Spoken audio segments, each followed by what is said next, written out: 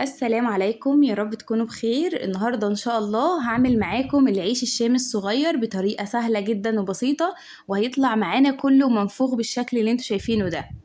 تعالوا كده على طول نشوف الطريقة. بس لو أول مرة تشوفوني، أنا أسماء شاور ودي قناتي. ما تنسوش تشتركوا في القناة ولايك وشير لو عجبكم الفيديو.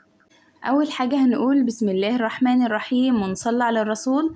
اللهم صل وسلم وبارك عليك يا حبيبي يا رسول الله. جبت بقى معايا 1.5 كيلو من الدقيق، هحط عليهم 1.5 معلقة صغيرة كده من الملح، وهقلب الملح كده في الدقيق لحد ما يختلط مع بعضه كويس. بعد كده هكون مجهزة معايا شوية لبن يكونوا دافيين، ممكن تستخدمي نص الكمية لبن والنص التاني مية. معايا دي كمان كده كوباية مية دافية، خلطت فيها معلقة خميرة كبيرة ومعلقة سكر صغيرة وسبتهم على جنب كده. لما الخميرة فارت معايا اتأكدت كده ان الخميرة بتاعتي مظبوطة وشغالة، فضفتها كده على الدقيق زي ما انتوا شايفين. هضيف بقى كده اللبن بالتدريج علشان انا مش عايزة العجينة تطرى معايا خالص، شوية بشوية كده. هستخدم لبن حليب، مش عايزة اي لبن رايب خالص. اذا كنت بقى هعمل بكاكين او عيش شامي فلازم اللبن يكون حليب، مش عايزين لبن رايب. اللبن الرايب ده خلوه مثلا اللي هتعملي بيه رقاق او اي حاجة، عشان لو حطيتيه مثلا في البكاكين او حطيتيه في العيش الشامي هيبدأ ان هو بعد ما بتخبزي العيش وكده هتلاقيه وشه مبربق معاكي كده وطالع الوش بتاعه مش شكله حلو خالص.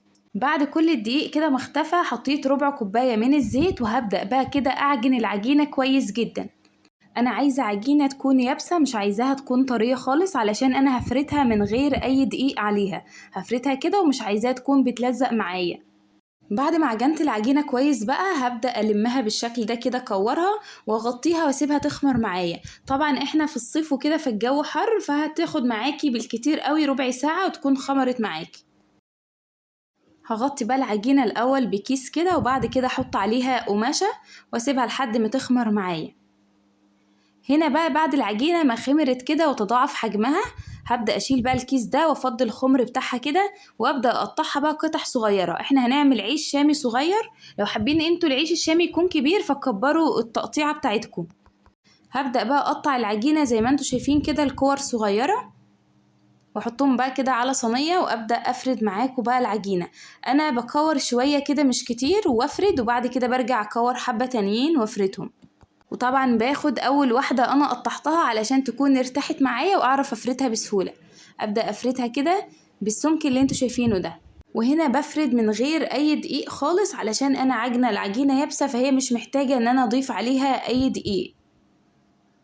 هفرد بقى كل الكمية بالشكل اللي انتوا شايفينه ده. باخد العيش كده وارصه على صينية، والصينية دي طبعا عليها قماشة وبغطي بقماشة تانية لحد العيش ما يخمر معايا، وابدأ اخبزه. مش هياخد طبعا وقت عشان احنا في الحر. بعد العجينة ما خمرت معايا كده بسخن الفرن كويس جدا، وبولع من تحت شمعة، يعني تكون النار هادية من تحت خالص، وبكون معلية من فوق كده. واحط العيش بالشكل ده كده، بيبدأ ان هو يتنفخ كله معاكي زي ما انت شايفة كده. طبعا اول ما يحمر كده ببدأ اطلعه بقى، شايفين واخد لون حلو جدا. هنا بقى خلصت العيش وكله طالع ما شاء الله منفوخ كده وقابب معايا، وكمان واخد لون حلو جدا علشان احنا محطيناش لبن رايب، علشان اللبن الرايب بيطلع الوش بتاعه شكله مش حلو خالص. وحاولوا كمان وانتوا بتفردوا العجينة يكون السمك بتاعها ما يكونش رفيع، علشان تبدأ تنفخ معاكي. لو بقى السمك بتاعها رفيع هتطلع معاكي ناشفة ومش هيتنفخ معاكي العيش في الفرن كده. لحد هنا كده انا خلصت الفيديو، يا رب اكون فدتكم بأي حاجة. استنوني الفيديو الجاي، استنوني بفيديوهات كتير حلوة، واسيبكم في رعاية الله، والسلام عليكم ورحمة الله وبركاته.